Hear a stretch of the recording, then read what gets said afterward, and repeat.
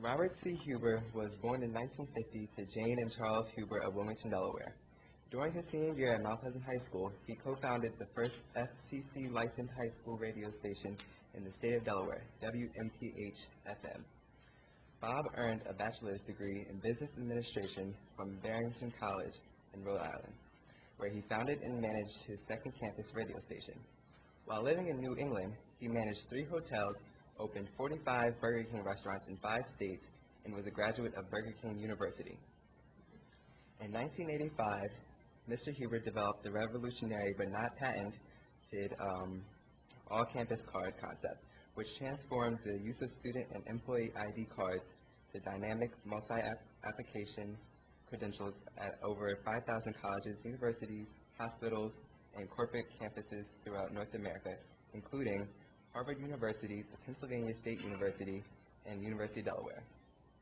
Such credentials now provide pre-authorized access for meals, library privileges, electronic door access, parking access, food operations, bookstores, vending machines, copiers, laundry machines, athletic games, cultural events, and local retail merchants. During his professional career, he started over 150 business operations, worked with over 200 colleges and universities, trained over 2,000 employees, and made hundreds of business presentations throughout the United States and Canada. Afflicted at age 20 with Crohn's disease, he served for many years in leadership positions with the Crohn's and Colitis Foundation of America and the United Ostomy Associations of America, and became an outspoken advocate for the elimination of pre-existing conditions.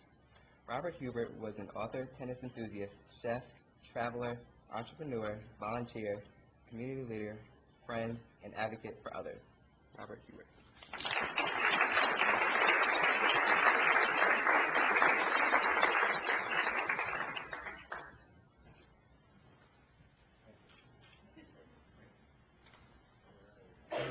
Thank you very much. Should be able to hear me if I wasn't broadcasting. How's that? Better? Well, this is a wonderful honor, and I really want to give my special thanks to Kelly and Dave and everyone at Mount Pleasant and all the students here tonight. I'm very impressed, and so I'm glad you came out on a rainy Friday night. And we also have one special guest here who surprised Jesse and I. It's one of the members of our class, and also one of the, her father has been a legacy in broadcasting in Delaware for years. Wendy Holmes is here. Her father, Roger Holmes, you might remember that name from WDEL and WILM, WAMS, excuse me. So I'm glad Wendy came tonight. Thank you. Now, imagination can be a very powerful and valuable personal tool that all of us can use. You have education, and education is very important, but unless you do something with it, it just sits there dormant. Now, just to prove this to you, yes, you had an envelope that just magically appeared on your table. Don't open it yet, please. Now, what's in that envelope? It could be something you eat. It could be something that would make you scream. It could be something bring back memories. It could even be a gift from Jesse Morris or even my mother who's here tonight. What's in there? Well, you'll just have to sit and try to imagine what that is. Many people, well, when Jesse and I first talked about WMPH, the story behind the story, as Paul Harvey used to say, was that Jesse and I had never spoken to each other. And the day before or the morning of the student council breakfast, which I don't know if it's still a tradition here or not, but it was back then. And so several of us, my friends, went around to the various homes to get some free breakfast. And we went to this one, and this guy taps me on the shoulder, and it was Jesse Morris. Now, Jesse I had seen, and he had seen me, but we had never spoken in our life before. And Jesse said to me, did you read my planks that we have for our candidates? And I said, yes. He said, did you see the one about the radio station? And I said, yes. He said, if I get elected, would you head that up for me? And I said, sure. And I proceeded to vote for someone else. Well, I don't know if any of you have ever seen the Robert Redford movie, The Candidate, somebody that ran for public office and was guaranteed to lose, and then they won, and the famous line at the end of the movie is, what do I do now? Well, didn't Jesse win? And the following day, he came looking for me and said, okay, Bob, when are we going to start this radio station? I said, okay, I guess we'll figure it out. So we set up a meeting. Jesse set up all the meetings, and so we sat with Dr. Michaelwitz, and probably Mr. Polari was there. He was known as the enforcer back then, as the vice principal. So, and I don't even know how it came about, but we got an attorney in Washington who donated their services. And one of the other stories is Dr. Michaelwitz set it up so that when we applied for the FCC license, we were coached by this, I was coached by this attorney on what to do. Because I had some AV background, I broadcast our church services, but I didn't really know how to build a radio station. And so, but Dr. Michaelwitz said, don't worry about it. This broadcast legal firm in Washington is going to help us out. So we set up what are come to be known as conference calls, me and the attorney every week. The only thing is, the only phone in the school that could call long distance was Dr. Michaelwitz's in the principal's office.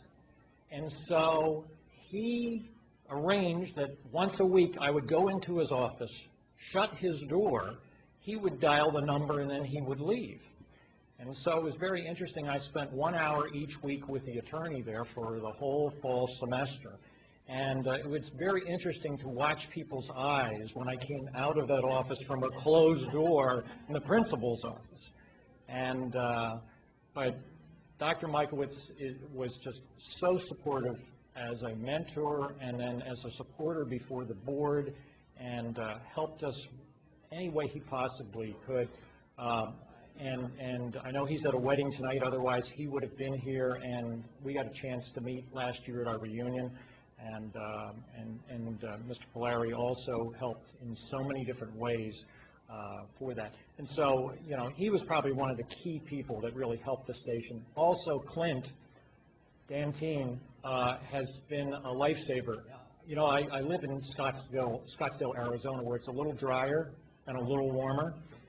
And if you've ever seen the symbol of Phoenix, that is really of a bird. And it's called the Phoenix, which means rising out of ashes.